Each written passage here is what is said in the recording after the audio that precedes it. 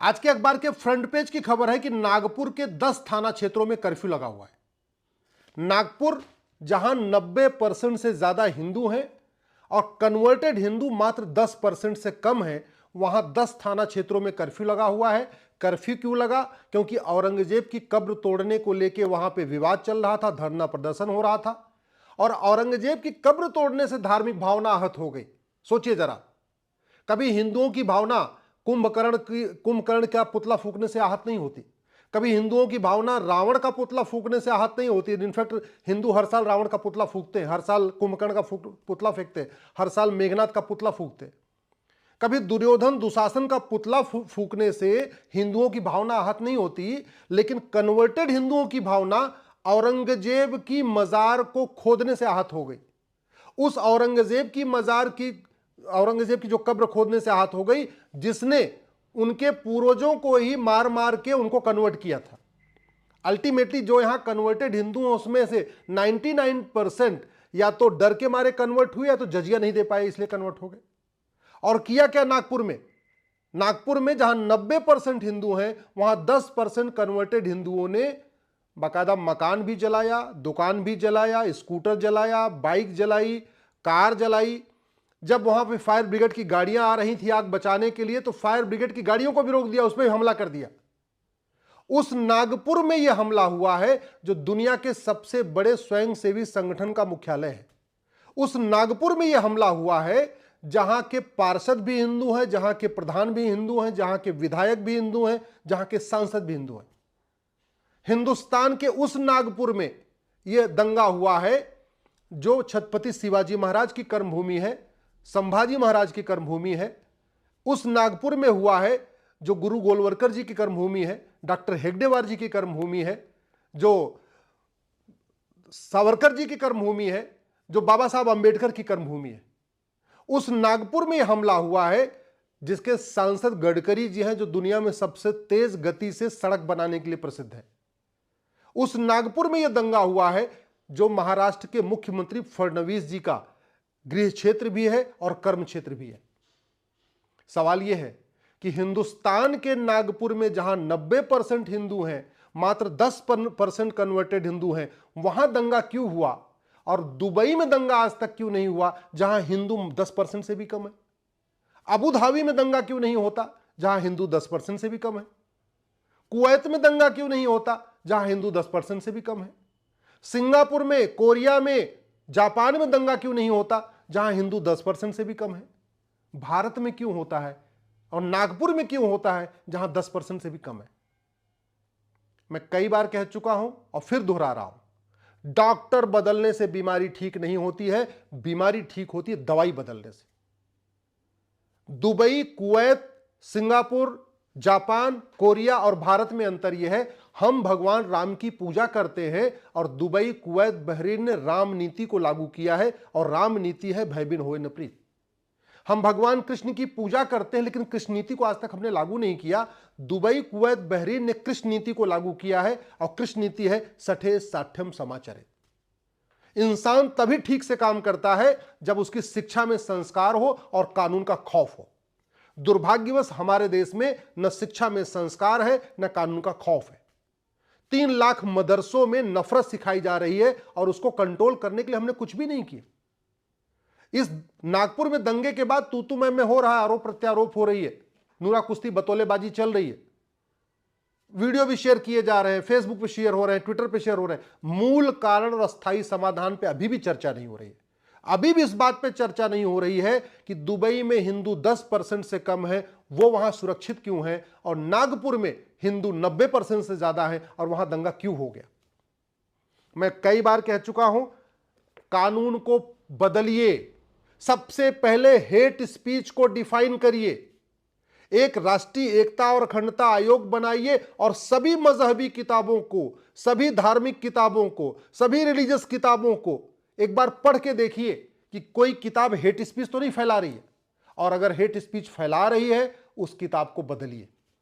तब भारत बचेगा, तब भारतीय संस्कृति बचेगी, तब देश बचेगा। अगर आप भारत को बचाना चाहते हैं तो ये माइनॉरिटी मेजॉरिटी का कॉन्सेप्ट जो अंग्रेजों ने लागू किया था, जिसको कांग्रेस ने कानून बना के लागू कर दिया, इसको खत्म कर दीजिए।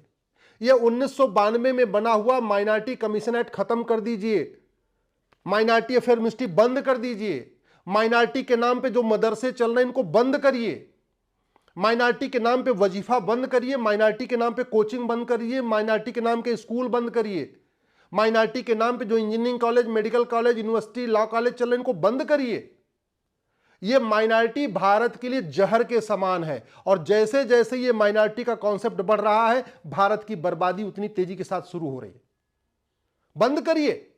क्यों चाहिए वक्फ बोर्ड, क्यों चाहिए वक्फ ट्रिब्यूनल, क्यों चाहिए मजहब के नाम पे लोन, क्यों चाहिए मजहब के आधार पे मकान, क्यों चाहिए मजहब के आधार पे राशन, क्यों चाहिए मजहब के आधार पे रिजर्वेशन, क्यों चाहिए? एक बार मजहब के आधार पे विभाजन हो चुका है ना, क्या हम दूसरे विभाजन, जब दूसरा विभाजन हो जाएगा उसके बाद हम कानूनों को बदलेंगे? अगर यह कानून संसद में बन सकता है, नरसिम्हा राव बना सकते हैं, 244 सांसदों वाली सरकार बना सकती है, तो ये कानून खत्म क्यों नहीं हो सकता?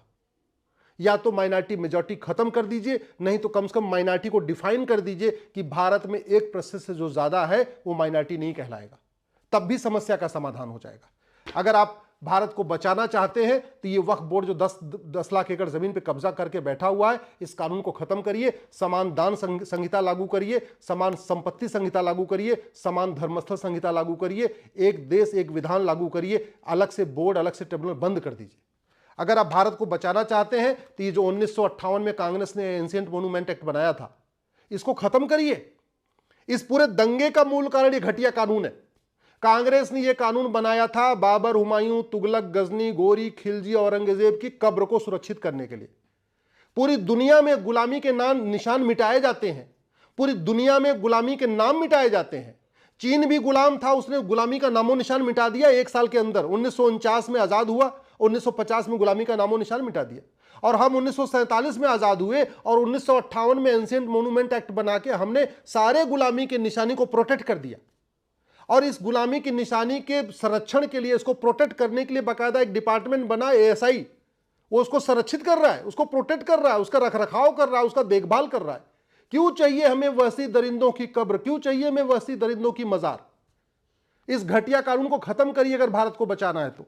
अगर भारत को बचाना है तो 1991 में बने हुए प्लेस ऑफ वर्शिप एक्ट को खत्म करिए, और जो गुलामी के निशान थे, जो हमारे मठ मंदिर थे तोड़े थे, वो जो रुका हुआ है उसको वापस लेने का रास्ता खोलिए, इस कानून को खत्म करिए। अगर आप चाहते हैं कि भारत बचे, 1955 का बना हुआ इस घटिया कानून को खत्म करिए। ये कहने को सिटीजनशिप एक्ट है, नागरिकता देने और नागरिकता लेने वाला कानून है। आज तक घुसपैठियों को नागरिकता मिल रही है, जिहादियों को नागरिकता मिल रही है, मिशनरियों की नागरिकता मिल रही है, लेकिन किसी की नागरिकता गई नहीं। ऐसा घटिया कानून है। एक यूनिफॉर्म सिटीजनशिप कोड बनाइए, समान नागरिकता संहिता बनाइए। अगर भारत को बचाना चाहते हैं तो ये जो कांग्रेस ने कानून बनाया था हिंदुओं को निहत्था करने के लिए, इस कानून को बदलिए, आर्म्स एक्ट को। पहले अंग्रेजों ने कानून बनाया था आर्म्स एक्ट, और अंग्रेजों को हिंदुओं को निहत्था करने के लिए, और उसी कानून को कॉपी पेस्ट करके अंग्रेजों ने यह कानून बना दिया 1959 आर्म्स एक्ट। इस घटिया कानून के कारण हिंदू नवरात्रि में तलवार लेके शोभा यात्रा नहीं निकाल पाते। शिवरात्रि पे शंकर जी की शोभा यात्रा निकालते हैं, लेकिन त्रिशूल लेके नहीं चल पाते। इस घटिया कानून के कारण हनुमान जी की शोभा यात्रा निकलती है हनुमान जयंती पे, लेकिन हिंदू गदा लेके नहीं चलते डर के मारे। इस घटिया कानून के कारण परशुराम जयंती पे हिंदू अपना परसा लेके नहीं चल पाते। इस घटिया कानून के कारण हिंदू निहत्थे हो चुके हैं। इस घटिया कानून को बदलिए, और कम से कम हिंदुओं के जो हमारे देवता हैं, उन देवताओं के पास जो शस्त्र है उसको रखने की इजाजत दीजिए। भगवान गणेश का जो मुख्य शस्त्र था वो कुल्हाड़ी था, लेकिन इस घटिया कानून के कारण हिंदू जब शोभा यात्रा निकलते हैं गणेश जी की तो कुल्हाड़ी लेके नहीं चलते। भगवान परशुराम का मुख्य शस्त्र फरसा है, गणासा है, लेकिन हिंदू लेके नहीं चल पाते। शिवरात्रि पे शिवयात्रा निकलती है, लेकिन जो भगवान शंकर का मुख्य शस्त्र है त्रिशूल, उसको लेके हिंदू नहीं चलते।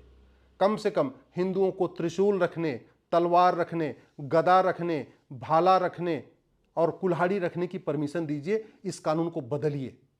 ये कानून केवल और केवल हिंदुओं को निहत्था करने के लिए बनाया था।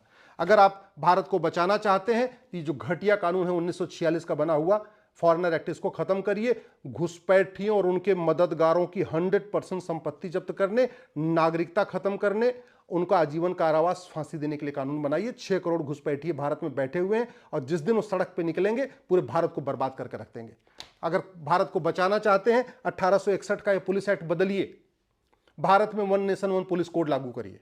क्या कारण है कि यूपी में तो पुलिस बुलडोजर लेके चलती है लेकिन महाराष्ट्र में बुलडोजर नहीं चला, केरल में बुलडोजर कभी नहीं चलता, बंगाल में बुलडोजर कभी चलेगा ही नहीं? क्यों?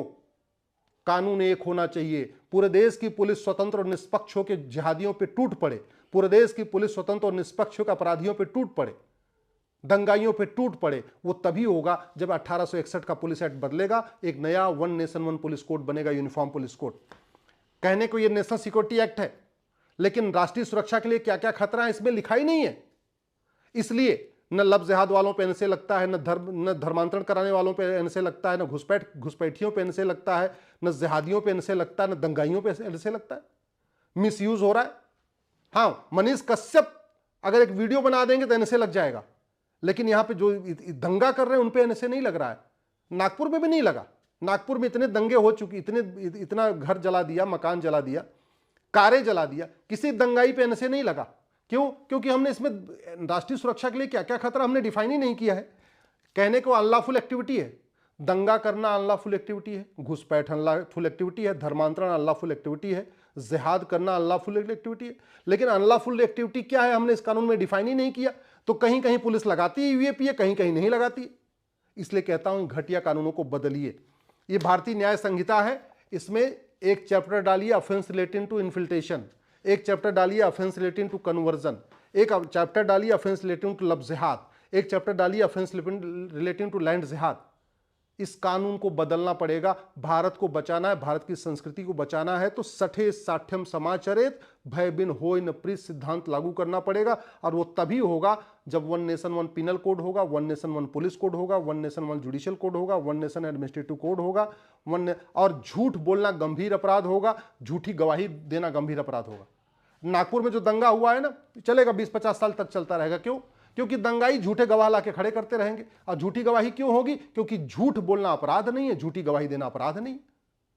हो सकता है इसमें बहुत सारे ऐसे भी हैं जिनके पास तगड़ा पैसा आ जाए, बाहर से फंडिंग आ जाए और पुलिस को सेटिंग करके उसमें जांच में से बाहर निकल जाए। और वो क्यों निकल जाएंगे? क्योंकि झूठी जांच करना भी गंभीर अपराध नहीं है, कोई जिम्मेदारी नहीं है। अगर इस भारत को बचाना चाहते हैं तो नार्को पॉलीग्राफ ब्रेन मैपिंग कानून बनाइए। अगर नार्को पॉलीग्राफ ब्रेन मैपिंग हो, ये जो 50 दंगाई पकड़े गए हैं नागपुर में, इनका टेस्ट कर लिया जाए तो पता चलेगा इनको भड़काया किसने, झूठी अफवाह फैलाई किसने, उन पे भी कार्रवाई हो। और नार्को पॉलीग्राफ ब्रेन मैपिंग कानून बन जाएगा तो जज फिर तारीख पे तारीख नहीं पड़ेगी, गवाहों के बयान के लिए बार बार डेट नहीं पड़ेगी। जज साहब सीधे टेस्ट की रिपोर्ट देखेंगे, नार्को पॉलीग्राफ ब्रेन मैपिंग की रिपोर्ट देखेंगे, सीधे अपना फैसला सुना देंगे। लेकिन उसके लिए कानून बदलना पड़ेगा। अगर आप भारत को बचाना चाहते हैं 1951 का 1951 का एक घटिया कानून बदलिए। दंगा रोकना चाहते हैं, जिहाद रोकना चाहते हैं, मजहबी उन्माद रोकना चाहते हैं, कठोर कानून बनाना चाहते हैं, ये रिप्रेजेंटेशन ऑफ पीपल एक्ट बदलिए। इसी के कारण घटिया गुंडे, बदमाश, माफिया, जासूसी करने वाले, जिहाद करने वाले पार्षद बन रहे हैं, प्रधान बन रहे हैं, विधायक बन रहे हैं, सांसद बन रहे हैं। इस घटिया कानून को बदलिए 1951 का, अगर देश बचाना है तो। अगर भारत को संस्कृति की रक्षा करना है, सबसे पहले राइट टू एजुकेशन एक्ट को राइट टू इक्वल एजुकेशन लागू करिए। आखिर क्या कारण है कि जो भारत में रहते हैं उनको औरंगजेब से प्यार है, उनको खिलजी से प्यार है, उनको बाबर, हुमायूं, तुगलक, गजनी, गोरी से प्यार है। वो रहते भारत में हैं, काम करते भारत में हैं, खाते भारत में हैं, मकान भारत में बनाते हैं, लेकिन उनको भारत के त्योहारों से नफरत है, भारत के देवी देवताओं से नफरत है। क्यों? क्योंकि मदरसों में यही सब सिखाया जाता है। समाधान यह है, समान शिक्षा लागू करिए। 10वीं तक कोई मदरसा नहीं, कोई मिशनरी स्कूल नहीं, पूरे देश के बच्चे एक किताब पढ़ेंगे, सब अपनी अपनी मातृभाषा में पढ़ेंगे, लेकिन सिलेबस करिकुलम एक समान होगा। वैदिक शिक्षा व्यवस्था लागू करिए अगर देश को बचाना है, नहीं तो ये मदरसे बर्बाद कर देंगे भारत को, मिशनरी स्कूल भारत को बर्बाद कर देंगे। भारत को बचाना है तो ये जो 30 कानून चल रहा है मजहब के आधार पर, इनको खत्म करिए। एक यूनिफॉर्म सिविल कोड लागू करिए, एक पति एक पत्नी का नियम लागू करिए। ये जो लैंड जिहाद चल रहा है इसको रोकना है। ये 1908 का सिविल प्रोसीजर कोड खत्म करिए, प्रॉपर्टी को आधार से लिंक करने के लिए कानून बनाइए और एक नया सिविल प्रोसीजर कोड बनाइए जिससे मुकदमों का फैसला जल्दी जल्दी हो जाए। नागपुर में जिस स्थान पे गुरु गोलवलकर जी ने प्रतिज्ञा लिया था हिंदू राष्ट्र स्थापित करने की, वहां पे जिहादियों ने कब्जा कर लिया है। दरगाह कमेटी ने वहां कब्जा कर लिया नागपुर में, और कितनी बार सरकारें बनी, आई गई, लेकिन उस स्थान को नहीं छोड़ा पाए जहां गुरु हेगड़े, डॉक्टर हेगडेवार जी ने प्रतिज्ञा लिया था हिंदू राष्ट्र स्थापित करने के लिए। सोचिए, तो वो जमीन क्यों? क्योंकि 1908 का सिविल प्रोसीजर कोड चल रहा है, मुकदमा चलेगा, 50 साल 60 साल चलता रहेगा। भारत को बचाना है तो ये एनडीपीएस एक्ट बदलिए। ड्रग्स जिहाद के कारण हिंदू नपुंसक हो रहे हैं, हिंदू लड़कियां बाज हो रही हैं, और ड्रग्स जिहाद का पूरा कारोबार कौन करता है सबको पता है। ये ड्रग्स जिहाद के जरिए जो पैसा आ रहा है वो सारा भारत की बर्बादी के लिए काम आ रहा है। ड्रग जिहाद जिससे जो पैसा आ रहा है उसी से बड़े बड़े वकील खड़े हो जाते हैं हाई कोर्ट और सुप्रीम कोर्ट में। इसको खत्म करना पड़ेगा। ये कालाधन की फंडिंग हो रही है लगातार भारत को बर्बाद करने के लिए। क्यों? क्योंकि हमारा कालाधन विरोधी कानून महाघटिया है। बेनामी लेन देन चल रहा है क्योंकि हमारा कानून महाघटिया है। प्रिवेंशन ऑफ करप्शन एक्ट महाघटिया है। घूसखोरी का मूल, जो घुसपैठ का मूल कारण घूसखोरी है, और उसका घूसखोरी का मूल कारण ये घटिया कानून है प्रिवेंशन ऑफ करप्शन एक्ट। हवाला के जरिए जिहादियों की फंडिंग हो रही है, खाड़ी देशों से भी हो रही है, बाकी अलग अलग स्थानों से भी हो रही है। क्यों हो रही है? क्योंकि हमारा मनी लॉन्ड्रिंग कानून महाघटिया है। विदेशों से पैसा आ रहा है एफसीआरए के जरिए भारत को बर्बाद करने के लिए। क्यों आ रहा है? क्योंकि 2010 में कांग्रेस ने कानून बनाया ही था। मैं पहले भी कई बार कह चुका हूं, एक भी अंग्रेजी कानून छूटा तो सुरक्षा चक्र टूटा, एक भी कांग्रेसी कानून छूटा तो सुरक्षा चक्र टूटा। भारत को बचाना है, सभी अंग्रेजी कानून खत्म करिए, सभी कांग्रेसी कानून खत्म करिए, पुलिस रिफॉर्म करिए, एजुकेशन रिफॉर्म करिए, जुडिशियल रिफॉर्म करिए, टैक्स रिफॉर्म करिए, एडमिनिस्ट्रेटिव रिफॉर्म करिए। भारत को सुरक्षित करना है, राम नीति लागू करिए, भय बिन होए न प्रीत, सठे साठ्यम समाचरित, जो कृष्ण नीति उसको लागू करिए, कानून का खौफ पैदा करिए। जैसे दुबई में दंगे नहीं होते, भारत में भी दंगे बंद हो जाएंगे, भारत में जिहाद बंद हो जाएगा, भारत सुरक्षित हो जाएगा, भारत में मजहबी उन्माद बंद हो जाएगा, भारत से घुसपैठी अपने आप भाग जाएंगे, भारत में धर्मांतरण बंद हो जाएगा, भारत में लब जिहाद, लैंड जिहाद बंद हो जाएगा। लेकिन वो डॉक्टर बदलने से नहीं, सांसद विधायक मंत्री बदलने से नहीं, सरकार बदलने से नहीं, वो होगा कानून बदलने से। क्योंकि डॉक्टर बहुत अच्छा हो, अगर दवाई घटिया हो तो बीमारी ठीक नहीं होती, और शासक बहुत अच्छा हो, अगर नियम कानून घटिया हो, सिस्टम घटिया हो, तो अराजकता बंद नहीं होती है।